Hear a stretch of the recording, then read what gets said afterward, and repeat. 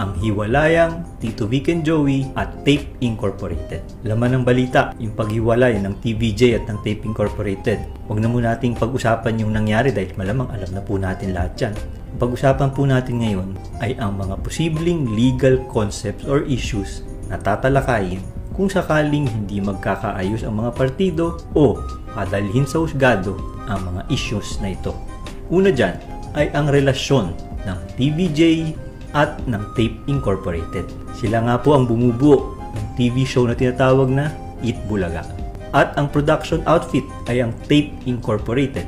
Ngayon, ang TVJ ba o Tito Vic and Joey, pati na rin yung ibang mga co-host, sila ba ay empleyado o hindi? O ano ba ang relasyon nila sa Tape Incorporated? Kung naalala po ninyo dati, meron pong tinatawag na Mel and Jay. Nagsimula po yan sa Channel 2 or ABS-CBN. Nung natanggal po si Mr. Jay Sonsa, naghabla po siya ng kaso laban sa ABS-CBN. At kiniklaim niya na ang ABS-CBN ay ang kanyang employer. Ibig sabihin po niyan, kiniklaim ni Mr. Sonsa na meron tinatawag na employer-employee relationship si Mr. Sonsa bilang co-host ng palatuntunang Mel and Jay.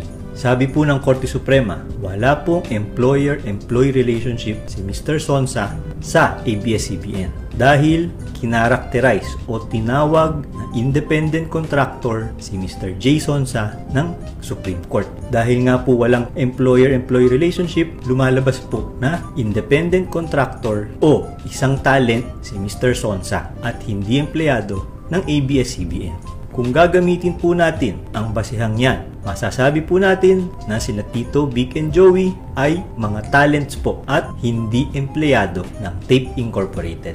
Ganon din po ang sitwasyon ng mga ibang mga co-host tulad po nila Alan Kay, Wally Bayola. Kaya nga po dun sa kanilang sulat na inilabas at nakita po natin dun sa social media account ni Pauline Luna, magpapaalam na raw po sila.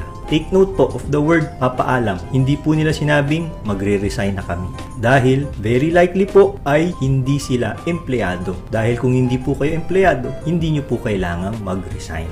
Lumalabas po yan na ang mga co-host, pati na rin po ang ibang mga writers ng mga production na ganyan sa TV, sila po ay tinatawag ng mga talent. At legally speaking, kung hindi po kayo employee ng inyong employer, kayo po ay tinatawag na independent contractor. Kaya hindi po kailangan pag-usapan yung 30-day notice pag magre-resign. Hindi po yan applicable kapag hindi kayo isang empleyado, tulad ng isang independent contractor or talent. Mako-confirm din natin yan at mukhang yan din ang posisyon ng Tape Incorporated dahil kapag binasa po natin ang kanilang statement o pahayag tapos magpaalam ng TVJ, sinasabi po nila na ang success daw ng isang TV show ay hindi nakadependent sa kanilang talent. Most likely po, yan din ang characterization talaga kahit hindi po natin nakita ang kontrata between the hosts and Tape Incorporated dahil based on the totality of evidence at what is customary o yung pong nananaig na practice sa industriya ng TV show, ang mga host ay hindi empleyado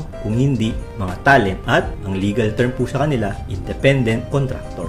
Sunod naman po natin pag-usapan yung mas malaman na legal issue dito.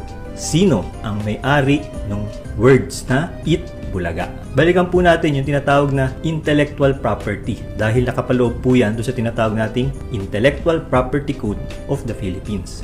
Intellectual property, ito po ay pag-aari, intellectual, na dahil po sa inyong pag-iisip or creation ng isang tao. Binibigyan po ng karapatan ang mga nakakapag-conceptualize, nakakapag-imbento, nakakaisip ng mga bagay-bagay. Meron pong tatlong major na concept ng intellectual property. Pag kayo po ay nakaimbento ng isang bagay, pwede po kayong mag-apply ng tinatawag na patent. Kapag kayo ay merong naisip na brand para sa inyong produkto, tulad po ng McDonald's, yung pong Golden Arches, or yung Jollibee na mascot, ang tawag po dyan ay trademark.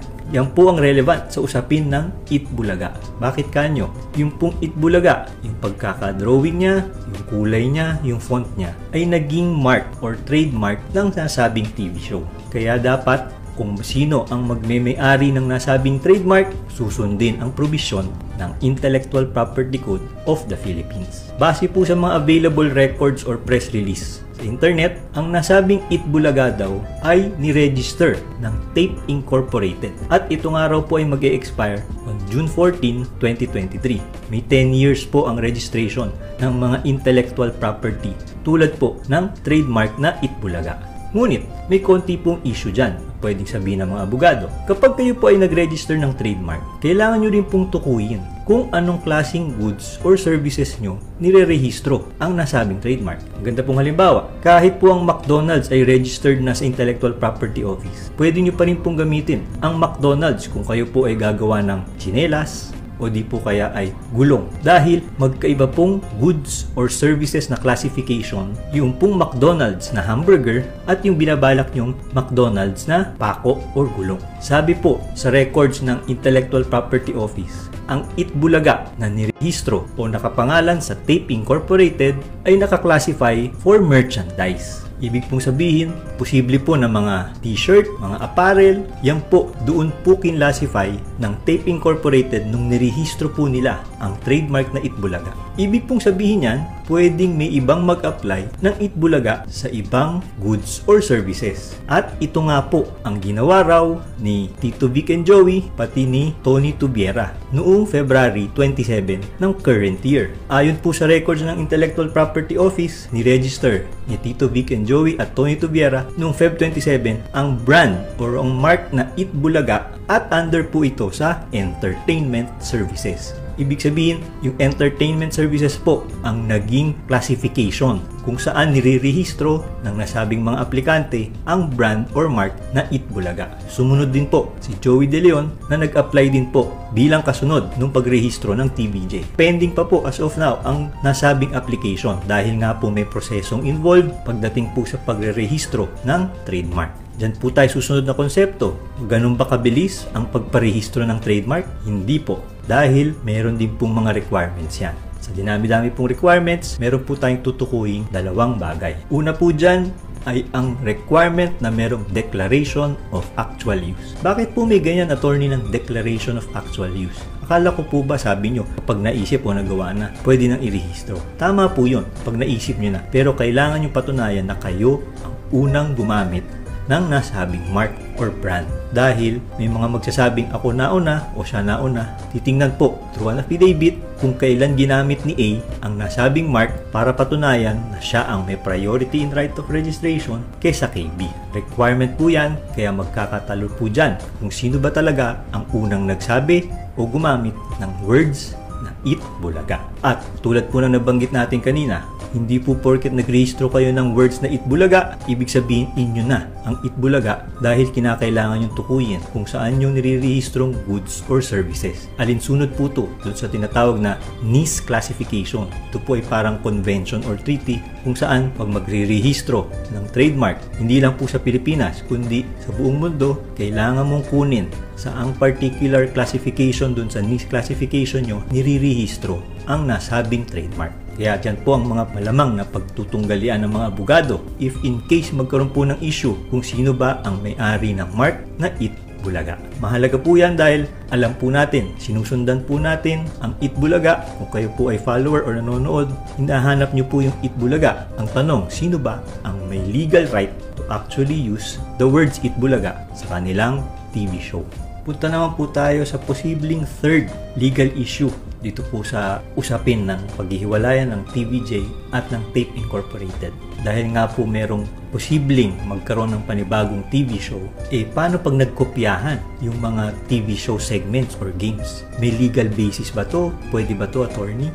Sabi ng Korte Suprema, ang mga concept o format ng shows ay hindi basihan para maging basis ng copyright o yung nakaisip ng concept or format ng show. Ano po ibig sabihin niya? Ano po ba sa mga TV shows, ang pinakasikat po, yung kinalakihan po natin, yung parang pera po ba yun? Yung pong contestant ay mamimili between the offer ng host at yung bagay na hindi niya alam na tinatakpan ng bayong or ng kahon, isang uri po yan ng concept. Maaari ko bang gayahin yan ng ibang TV show? Samantalang di po ba dapat parang copyright yan kasi naisip ko yan tapos gagayahin lang ng ibang tao? Violation ba yan ng copyright? Kapag ba si TVJ gumawa ng TV show at meron silang mga segment doon na pareho doon po sa iniwan nila sa Channel 7, violation ba yan ng copyright ng Tape Incorporated? Sabi po ng Korte Suprema na ang concept or format ng mga shows ay hindi daw po copyrightable or protected as a copyright. Para po dun sa mga may konting edad na tulad ko po, nung 90s po meron tinatawag na It's a Date. Ito po ay isang dating show kung saan meron tinatawag na Miss Searcher or Mr. Searcher at meron pong tatlong searchee na hindi po sila nagkikita. Magtatanong po ang searcher at sasagot ang mga searchee.